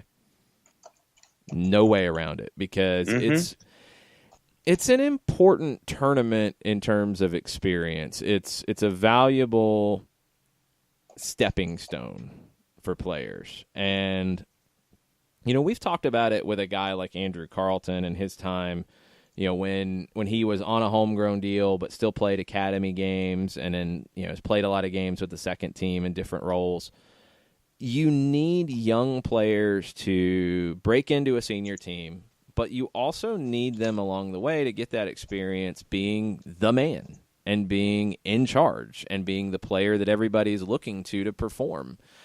And this role for a guy like Miles Robinson, where, you know, is he the leader with Atlanta United? No, not at all. Can he be a leader with this group? Absolutely. He's playing as much as anybody right now in this group. He's coming in probably in the best form with the most confidence. He should be a leader in this group. Now, the thing that's tricky is he hasn't really been part of national teams very much. He had a couple call-ups, I believe, to the U18 group when he was at Syracuse. And that group is kind of an in-between, because when you're looking at the youth national teams and importance, you know, you have your U17s that have a World Cup, you have your U20s that have a World Cup, and your U23s qualifying for Olympics and Olympic years. And that's it. The in-between years is where you can see guys who are maybe outside of the pool, have been overlooked, late bloomers, what have you. So this is his first, I think, real meaningful call-up with a national team. And hopefully he can perform at the level we've seen here in Atlanta. Yeah, and, you know, I'm looking at that. You know, I want to see, obviously, Miles do. I want him to do well. I want him to establish what's going on. You know, when you mentioned Araujo, I was like, okay, I want to see what he can do. He was another guy that popped up as one of the guys that I'm really looking forward to. You know, obviously with all of that attacking stuff up front, that's where the shiny objects are. Forward, midfield, great. But yeah, for me, it was Araujo, CCV, and then it was obviously Robinson, both Robinsons. For me, I want to see what it looks like at the back and how they develop, knowing what's there in the midfield and up and forward. Hopefully we get a chance to see these games. Not holding my breath. They're noon kickoffs Friday and Sunday. So be on the lookout for any streams coming out of Spain for these U23 matches. Let's take a break here. We'll get into more Thursday thoughts right after this. Today's show is presented by Appolinsky and Associates, personal injury lawyers with over 30 years of experience, supporters of Atlanta United, Faction, and Inter-Atlanta Youth Football Club. If you've been hurt in a wreck, contact Steve today at steve@aa-legal.com or call in 24/7 at 404-377-9191. The initial consultation is free. A ranger station. I'd like to report a bear hug. Okay. I put out my campfire and Smokey Bear hugged me. So you drowned the fire, you stirred it, drowned it again, and felt that it was cold? Uh-huh. Yeah, he's just letting you know you did good. Bear hug from Smokey Bear. Status update. I'm gonna let you go now. There are many ways to start a fire, but one sure way to put it out. Learn how you can do your part at SmokeyBear.com. Sponsored by the U.S. Forest Service, Ad Council, and your state forester. We know that every driver is different, and a one-size policy does not fit all. That's why Country Financial offers a variety of discounts, so you get the coverage you need and the savings you deserve. From good driver to good student, multi-policy to multi-car, we've got a discount to suit every driver. Call Jason Wright at 678-568-6871 today to see what you could save. On Facebook at Jason Wright Agency or by phone at 678-568-6871. Discounts vary by state. Policies issued by Country Mutual Insurance Company, Country Preferred Insurance Company, or Country Casualty Insurance Company, Bloomington, Illinois. Every hiring manager knows that a company is only as good as the people it's made from. So where do you find the best people? That may surprise you. Meet the grads of life. Young adults of unique determination and experience. An ideal fit for your company in an entry-level position, internship, or even mentorship. They might not have every qualification you typically look for, but they're exactly who your company needs. This is talent worth knowing about. Go to gradsoflife.org to learn how to find, cultivate, and train this great pool of untapped talent. Brought to you by the Ad Council and gradsoflife.org. Welcome back. Soccer Down here. March 21st. International break. Atlanta United takes another break. They took a couple days off this week. Final day of training for the week today, and then they'll be off the rest of the week. The Twos are in action Saturday in Charlotte to face the Independents. I'm catching up with the Talkin' Jacks podcast tonight. I caught up with them a couple times last year ahead of matches. So the USL Championship, it's been a great start, I think, for the second division this season. You're getting great crowds around the league. Something I talked about on the USL in 10 this week was the new clubs that have come in have drawn well. Or, Birmingham's been full, Memphis has been full, New Mexico has been full, but they're not coming out and really getting a ton of success on the field straight away. I think that shows the level across the board is pretty good. Yeah, and when you look at New Mexico once again with Devin Sandoval getting another goal. Right now, New Mexico United out of the blocks in their 3 matches. They're at 5 points. They're second in the West. But then you look at the other new sides. Hartford's having problems. Or 0-2. New Mexico's Birmingham's win last night was the first win from any of the brand new expansion teams. It was the first win in the 15th match involving the new expansion teams. That was a big win for them on ESPN3 last night. El Paso's got a draw. Austin's got a draw. And that's what you're seeing. You're seeing teams get up against the door, but finally New Mexico got to kick it in last night. Hartford's got 2 losses. Birmingham's got 2 losses. Loudoun's got a draw from one of their 2. So does Memphis 901. So there are teams that are getting right up against it. But, good for New Mexico United because, we've seen what the crowds have been at Isotopes Park. And, I keep mentioning Devin Sandoval as a part of it. He got the chance to go home and be that cornerstone for that franchise. But crowds have been great. And, finally you get that first win on the board. 15th match, huh? 15th involving expansion teams, yeah. You had the Memphis-Loudoun game last week that you could have had a winner, and that would have broken the string, but it was a draw. One player in that one, though, for Loudoun, he scored Loudoun's first goal, Griffin Yao, 16-year-old winger. He signed a homegrown deal with DC United already. That was quick. That was quick. Pretty timely goal for him to earn that homegrown deal. Yes. Exciting young player. I mean, DC was really weird and strange, and they still are, about how they're dealing with Loudoun United. But if it's that stepping stone for their academy players to test them out to see if they're ready, it's what this league can be for those types of teams. But then for your independent teams, like a New Mexico, I mean, would you have imagined that in Albuquerque at Isotopes Park, you would be packing out crowds, 8,300 last night, back-to-back sold-out crowds for New Mexico United, and be the talk of the town with a USL championship team? And that's not, they're not the only market that is like, wow, this is happening. Memphis, Birmingham, you know, I mean, in addition to the ones we've seen, like your Sacramentos and your Louisvilles, and your Indy 11s. It's very cool to see the second division growing the way it is. Last night it was Sandoval, and a guy that you've got to check out in this league. Go watch his goals from last week. Santi Moar, Spanish forward. He had 2 goal of the week nominees last week, and I think there's probably a rule you can only have 1 because both of them should have been on the list. He got the second goal last night. New Mexico beat Tulsa. The games this weekend, outside of the Atlanta-Charlotte game, which is 7 o'clock, you can watch on ESPN Plus with our friend Poppy Miller on the call. The game of the week is St. Louis hosting Tampa.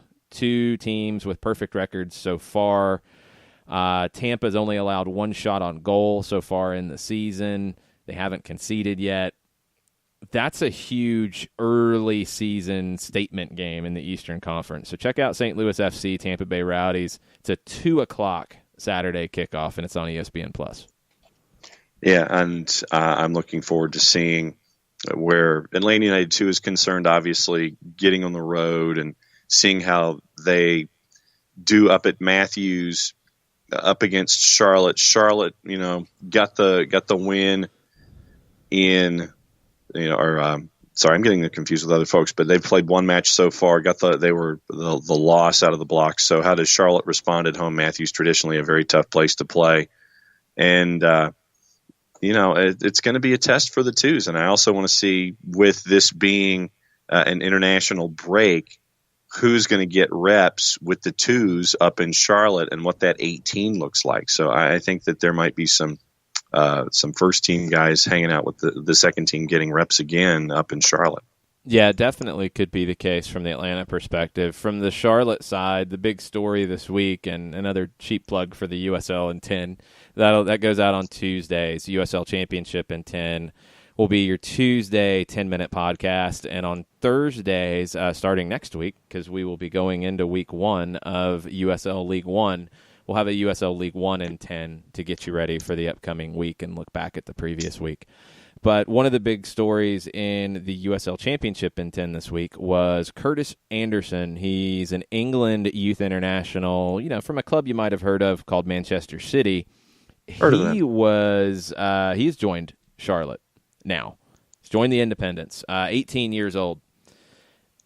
Very interesting move for a guy like Anderson. So he was part of England's team that won the 2017 U17 World Cup. He's got some experience. He's trained with Manchester City's first team. He's got some experience in the Premier League 2, which is like their youth league, the UEFA Youth League.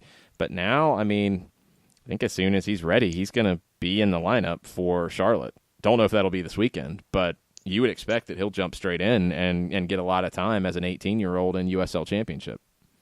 Yeah, and that's what the league's all about, to see these developing talents. And I know that a lot of folks in and around ATL UTD2 wanted to look at Will Vint. Now they're getting those reps, and now you have the opportunity to do that with Charlotte. And that's what this league's all about. It's about those opportunities and giving it a place that didn't exist a handful of years ago. So all of these talents, and if you haven't been, if you're listening outside the Atlanta market, if you have a chance to go see ATL UTD2, do it.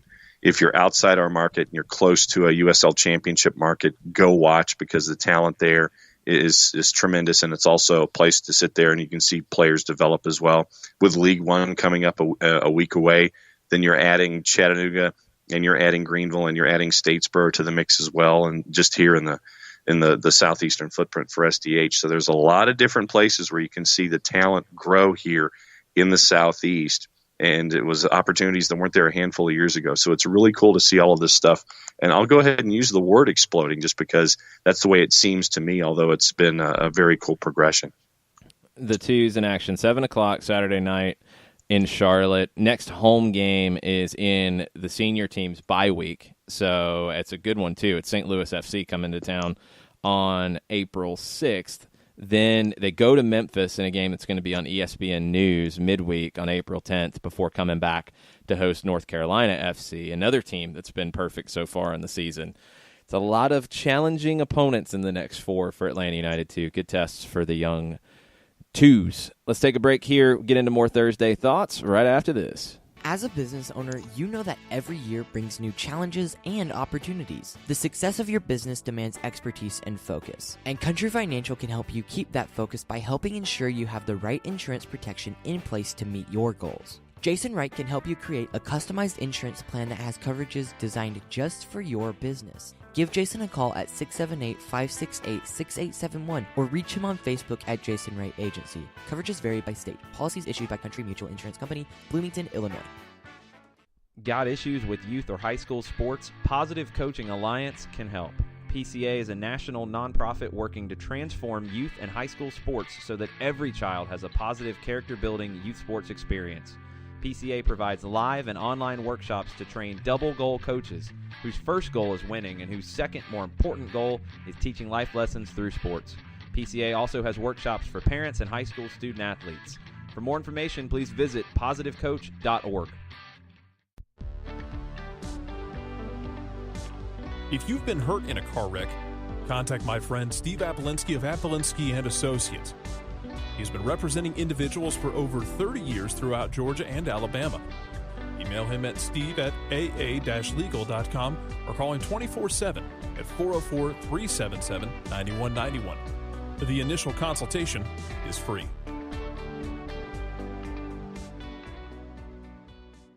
I adopted Bento in 2010 from a shelter.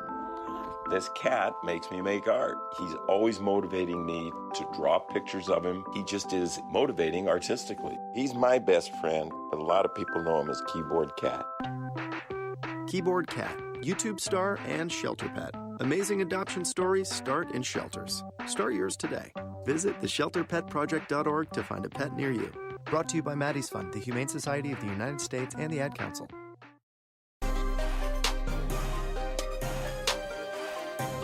Welcome back. Soccer Down here. Thursday Thoughts edition of the show for March 21st.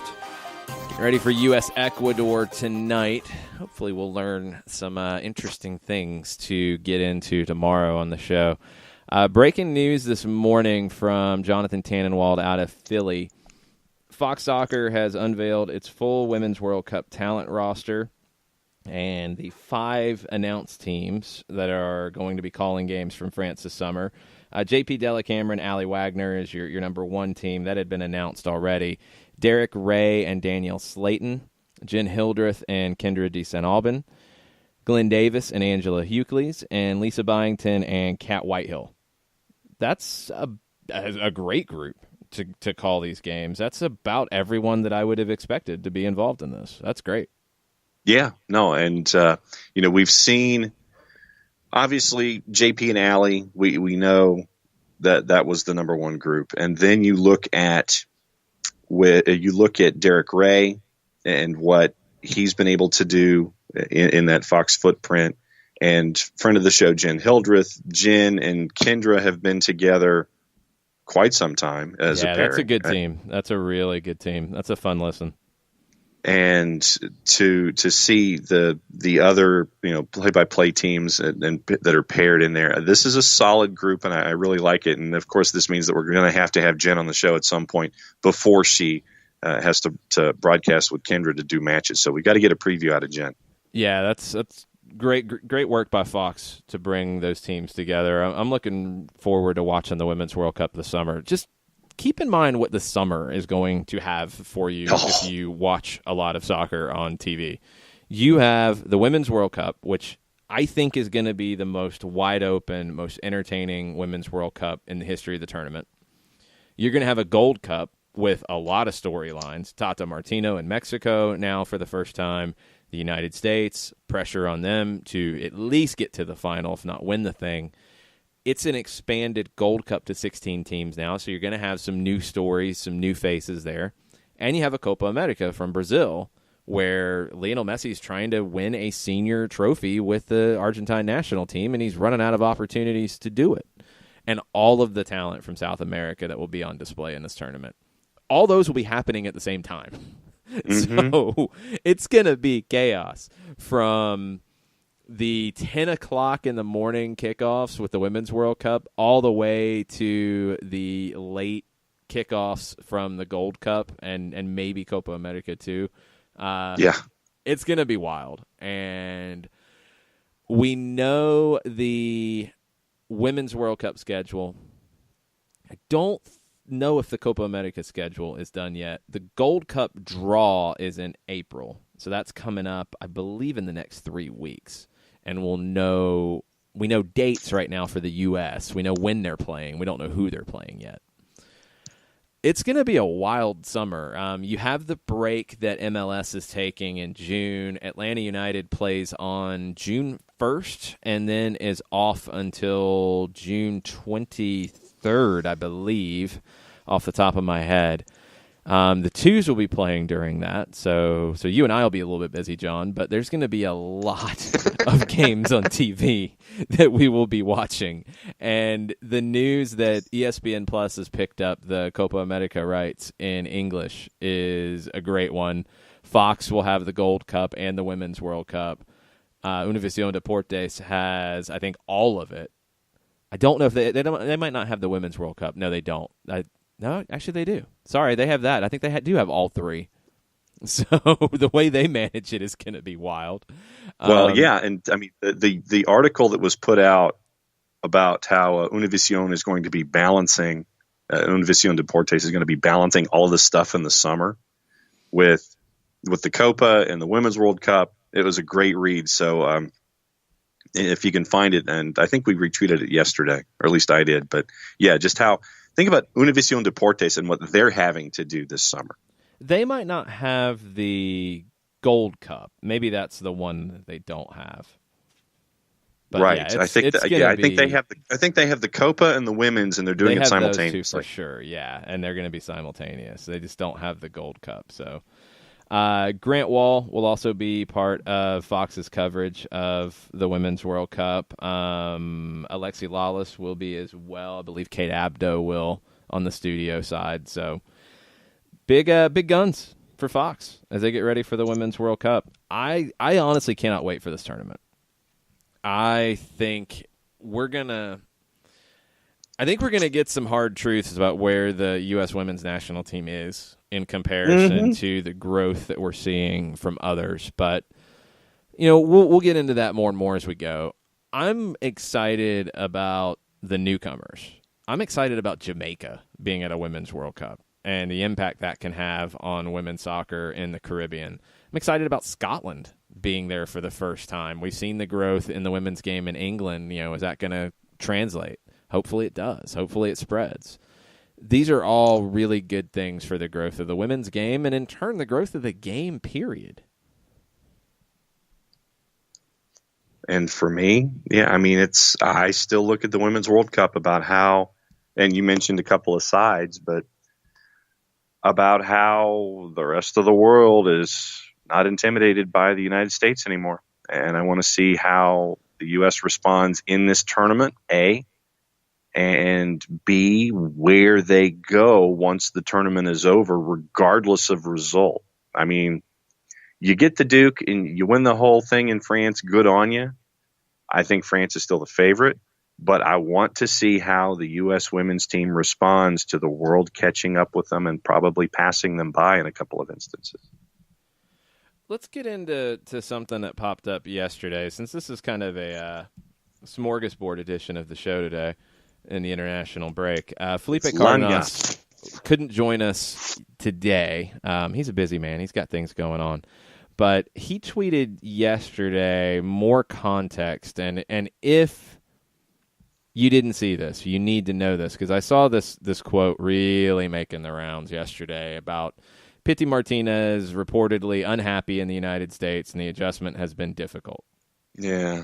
Felipe heard the audio, and Nicolas D'Estacio, who is with TNT Sports in Argentina, said, quote, El Pity has not adapted to the U.S. That's something I was told. So there's no quote of Pity Martinez saying anything directly. D'Estacio said that he was told that that was the case. So you're getting very secondhand. And Felipe also points out that D'Estacio is a River Plate fan, and a lot of River Plate fans would like to see Pity back at River Plate, especially after Juan Fernando Quintero's injury. So take that with a huge grain of salt. Gigantic, massive grain of salt. Like the salt from the Salt Lake salt. And there you go into the condiments aisle in your favorite grocery store. That's how much salt. Yes, all of that. All the salt. Mucha salta, y'all. Yeah. It's how the game gets discussed in other parts of the world. It is a little different. And we see these things in American sports. We don't see them in American soccer, really, but just keep that in mind. I really hope Pity gets on the field for Argentina. I hope this is an opportunity for him to get a little more confidence, get his swagger back a little bit. I think that would be the best thing that could come out of it for Atlanta United. I really hope as well that he just gets a chance to talk to some guys who have been through this before, because it's not easy to move to a new country, a new league, a new style of playing, and hit the ground running. Others have done it. Argentine players have done this on a regular basis, and a lot of players in this national team have been through exactly what he's going through right now.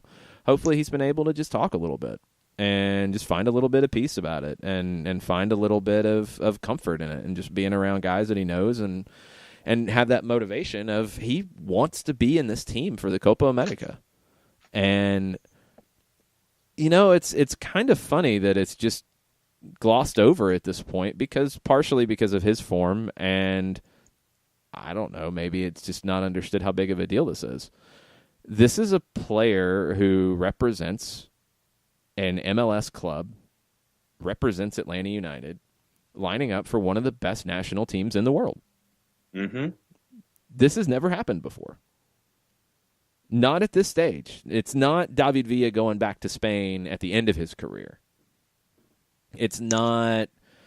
I'm trying to think of another one. I don't think Kaká represented Brazil when he was in Orlando. I think he was going to possibly at one point, had to pull out with an injury. But again, that's at the end of a career. That's almost like a thank you type of call-up. Yeah. This had never happened before in terms of an MLS player currently in MLS playing for Argentina. That's a big deal. And I really hope he sees the field, and I hope it gets talked about. I really hope it gets talked about, and I hope he comes back in a better run of form. Yeah, because, there's nothing better than times being back home, eating home cooking, making local phone calls. Well, but he's in Spain, so that's not happening. All right, fine. I mean, he didn't go to Buenos Aires. He went to Spain. Friends who are there who've been through it before about what it's like to be the new kid at school. How about that? They brought him some mate. I'm sure they probably brought some of the good mate from Argentina. When was the last time you had mate? I have mate on a pretty regular basis, sir. Okay. Just checking, because I know how mega mate you are. Yeah, sometimes, yeah. But there's nothing. But honestly, when you're the new kid at school and you get to kind of go back and hang out with your buds, you go back home, and I'll put that in quotation marks. Nothing. I mean, and you just hope that PT's the kind of guy that is going to be open about that kind of stuff, and have some of his teammates sit there and go, "So how's it going?" And then the conversation starts, and then he kind of opens up a little bit, and then feels better about his place by the time his international duty's done. Wow, I'm seeing that it is the 39th birthday for Ronaldinho. Which Ronaldinho? There's only one Ronaldinho. Oh, there's multiple Robinhos. Okay. Yes. There's only one Ronaldinho. And trust me, there's only one 39th birthday Ronaldinho that we're going to be talking about. Go watch a couple Ronaldinho highlight films if you haven't had a chance lately, because they will blow your mind, as they always do. Even the time when he was at Querétaro in Liga MX, which was bizarre and weird and crazy and kind of cool in a lot of different ways. I'm shocked he never ended up in MLS. I'm really shocked, and I would love the behind the scenes oral 30 for 30 of MLS trying to recruit Ronaldinho, because it had to happen. If it didn't, somebody wasn't doing their job. What if a player was recruited and never came? Well, that happens all the time. That's like every day. But that's everywhere. where the video takes in. You can only do so much on radio. But that's no good. You got to have a better take than that. Because that's like every team recruits guys that don't go. What if a magician could only do his magic tricks at one part of the world as much as he wanted to go someplace else? But he played in multiple parts of the world. So fine, write the intro and you talk in that tone of voice. Well, you got to do something about a nightclub, because Ronaldinho was known for his partying antics. So you'd have to include that. Clubs and soccer balls simultaneously. There you go. There you go. That's the winner. Now we got it. Third time. Yeah, man. If he had went to L.A. or New York or something like that, well, there's no telling if he would have showed up for matches. He might have still been in the bar or the club. But anyway. Well, no, he would have showed up for matches. He just wouldn't have been at practice. He would have gone straight from the club to the pitch. Well, police escort. All debatable based off things you read. But now he was an amazing player and one of the most skilled players. You talk about swagger. He had it in spades. So happy birthday to Ronaldinho. Also had one of my favorite pairs of cleats as well. The signature Ronaldinho Nikes were some of my favorites. Those were some amazing boots. But what cleats coming back? The T90 lasers. Those were my other favorite Nike boots. The just bright yellow ones that were obnoxious, but they were super comfortable to play in. God, I love those. So they're making a comeback. It was the first laser model boots that came out from Nike, and I guess they're doing a reissue of it. So if I was still playing, I would be picking up some. Let's take a break here. Come back, more Thursday Thoughts right after these. As a business owner, you know that every year brings new challenges and opportunities. The success of your business demands expertise and focus. And Country Financial can help you keep that focus by helping ensure you have the right insurance protection in place to meet your goals. Jason Wright can help you create a customized insurance plan that has coverages designed just for your business. Give Jason a call at 678-568-6871 or reach him on Facebook at Jason Wright Agency. Coverages vary by state. Policies issued by Country Mutual Insurance Company, Bloomington, Illinois. Got issues with youth or high school sports? Positive Coaching Alliance can help. PCA is a national nonprofit working to transform youth and high school sports so that every child has a positive character-building youth sports experience. PCA provides live and online workshops to train double-goal coaches whose first goal is winning and whose second, more important goal is teaching life lessons through sports. PCA also has workshops for parents and high school student athletes. For more information, please visit positivecoach.org. If you've been hurt in a car wreck, contact my friend Steve Apolinsky of Apolinsky & Associates. He's been representing individuals for over 30 years throughout Georgia and Alabama. Email him at steve@aa-legal.com or call him 24/7 at 404-377-9191. The initial consultation is free.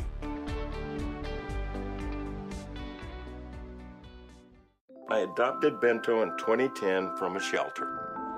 This cat makes me make art. He's always motivating me to draw pictures of him. He just is motivating artistically. He's my best friend, but a lot of people know him as Keyboard Cat. Keyboard Cat, YouTube star and shelter pet. Amazing adoption stories start in shelters. Start yours today. Visit theshelterpetproject.org to find a pet near you. Brought to you by Maddie's Fund, the Humane Society of the United States, and the Ad Council.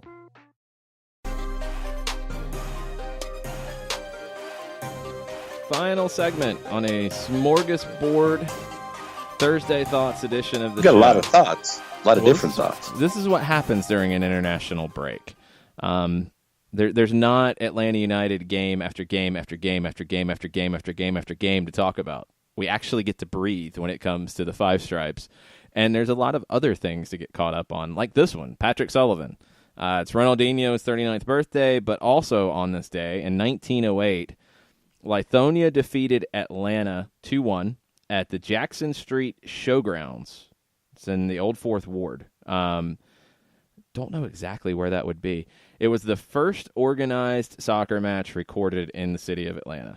The game followed a 1-1 draw played in Lithonia on Christmas Day in 1907. Kind of crazy that 1908 was your first recorded match, and I know Patrick's dug deep into this part of soccer history in the city. Serious work. And I've dug some as well, and there were a few mentions of the game in the year or two preceding this, just talk about it and like, oh, wow, there's this sport that's catching on in other parts of the country. And it just took a while for it to get here. And then it was a pretty big deal in the area, especially among the immigrant communities, through up until World War I, and then it disappeared. And then it came back in the 1920s, and really up until the late 1920s, you had a league, you had multiple teams in the Atlanta area, you had a thriving soccer community in Lithonia around the stone-cutting industry. You had Atlanta teams like traveling to play teams in Chattanooga and Birmingham. Birmingham had a thriving league for a long time, which I'd love to learn more about. New Orleans had a league going on. There was talk about an Atlanta team going to New Orleans on a train that probably would have taken a couple days to get to New Orleans and play games, and I don't think that one ever happened. But then when it went away, right around the Great Depression time, it didn't come back until Emory brought a team in 1958, and then the Chiefs were announced in 1966. But you had this era where you had local communities really pushing and growing the game to the point that they were helping schools start programs, and players who played for the Atlanta Soccer Football Club would go out and coach in the local schools and referee games in the local schools, and you had a school championship. It was a thriving thing that when people went away to enlist in, a lot of times in their own country, their homelands, armies for World War I, obviously some didn't come back, and then people just gradually faded away from the game, and they weren't able to build the roots for it to keep going at the end of the 1920s. But there was a history dating back to, the early days of the 20th century. And Jackson Street, for those who may not know instantaneous geography or anything like that, Jackson Street is that bridge that is near the hospital that is right there in that section, Atlanta Medical Center. And that's the bridge that you get that shot from looking to the west of the skyline that everybody likes to take, where you're hopping on the connector south or north, and it turns eventually toward Presidential Parkway. It's your Presidential Parkway exit is what you go out, and the Jackson Street Bridge is what is over the top of you as you're getting off and heading onto the Presidential Parkway. So it's in that area of the Old Fourth Ward. Yeah, I wonder where the old Jackson Street Showgrounds would be. I have to try to identify where that would be. That's kind of a cool little bit of Atlanta history. And I didn't know – I knew a little bit about these games. I didn't know they ever played anything in that area. I knew that the team trained at the Marist School, which is still around now. It's changed. It was a college at that time, and it was downtown. It was, I believe, right around where Peachtree Center and Ralph McGill, Ivan Allen right around that area, probably where the interstate cuts through now, there was a field. A lot of games played at Piedmont Park, obviously. That was the most common place for matches. Those are the three that I remember standing out. A little bit at Georgia Tech, too, and Georgia Tech had a club team. You didn't really have varsity college soccer at this point, but Georgia Tech, Auburn had a very strong club team. The football coach in Auburn at the time was a big supporter of soccer and had a lot of his football players playing soccer in the offseason to stay fit. That was a pretty common thing at this time. So it's interesting to look back at, that era and how far it's come now. I'll have to tell the boss about the Auburn link there with the football. Yeah, Auburn was a strong one. They came up and played the Atlanta team around this time, probably not too long after this. They came up and played, and I think the Atlanta team went down there and played as well. Huh. See, this is what happens when we go into the history section. We go into history class here. Yep. Patrick Sullivan has a long thread about the first recorded match in the city of Atlanta, so go check that out. I've retweeted it. It's also retweeted from Soccer Down Here as well. Another question on Thursday Thoughts from Alex. Alex asks, does Berhalter's system and style at all match up with Frank de Boer's?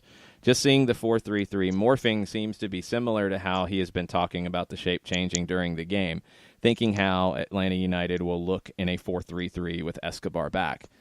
I think it could. We talked about that on Stoppage Time yesterday on the Whiteboard Chronicles, how you could see Atlanta United do something along these lines. I don't know if you will. There's still questions about what Frank de Boer is going to prefer in the back. The comments about Escobar make you think he's your right back. I don't know if Escobar as a right back would be similar to how Tyler Adams will play right back. I don't think it is. I think you lose a lot of what Escobar gives you going forward if you play it that way. Could you do it in a pinch? Yeah, for sure. Could you see it sometimes against certain opponents? If you're able to train it and he shows that he can play it, you could. I think Julian Gressel's probably a better fit for that type of right back who can come inside and tuck in and do the things centrally that you want. So that's also an option. I think the biggest question I have is when Escobar's back, what does that mean for Michael Parkhurst, Miles Robinson, Leandro Gonzalez-Perez, and the left back, either George Bello or Breck Shea or Mikey Ambrose? Because if you want to keep your three center backs on the field, you're looking at something like this that is a little more of a lopsided back line with a right back that can either go or can tuck in, with LGP as a left back that can tuck in to make a line of three. I'm fascinated by these types of advancements just because we haven't really seen them, whether with a U.S. national team or with an MLS club team. They are complicated and they do take time to build. When they're working, I think they make things very, very difficult for the opposition. When they're not, they can look incredibly disjointed. I was pleasantly surprised with the tactical changes that we saw from Frank de Boer in the Monterrey match and in the Philadelphia match, because I felt like when he changed things up, an impact was had on the match and the team looked better. That's a really good sign in my book. No, I'm down with that completely. And of course, side note, Patrick has given us the general area as to where the showgrounds were. Oh, excellent. Yeah, I know exactly where that's at. That's it's right around the Martin Luther King Jr. National Park. I believe there is a field right there. Because we did soccer right there with Soccer in the Streets at when the MLK Rec Center was there. It's moved now, but the field does still get used. I think that field could kind of sort of be the field that the first soccer match was ever played in the city of Atlanta on. That's pretty cool. Never knew that. So, yeah. So, you ask and you go to history class and Patrick's listening and he instantaneously hits you with it. So that's good stuff. Rocking. Well, we will be doing more on the history front for sure. Patrick's digging into things. I'm digging into things. Kind of still figuring out exactly what it looks like. If it's a podcast series, if it's eventually a book, if it's some documentary series as well. There's so many different aspects of it that, I think a lot of it at this stage is just getting the material together from like this early section of it, the early days of the Chiefs, the Georgia Generals year, which was only won in 82, the attack and their impact from the indoor perspective. A lot of the youth clubs that started back in the day, like the Decatur YMCA, the ADASL. There's so many stories, there's so many chapters that, we're still kind of getting our head around which ones we can tell and which ones need more work and which ones are going to take a lot of work.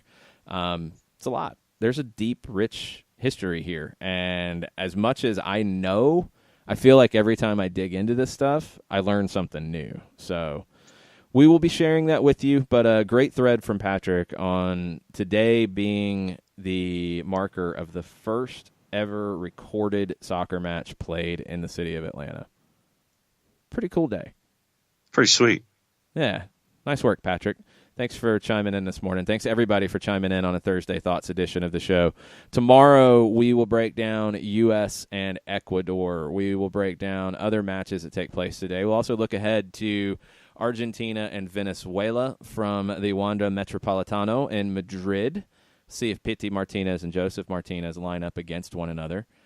Tito Villalba and our old friend Miguel Almiron will be in action for Paraguay tomorrow night at Red Bull Arena, and we'll get you set for that one as well. So lots of international matches to talk about tomorrow on the show. We'll be back at 9 a.m.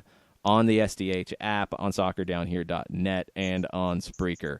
But for today, mucha plata, y'all. Mucha plata.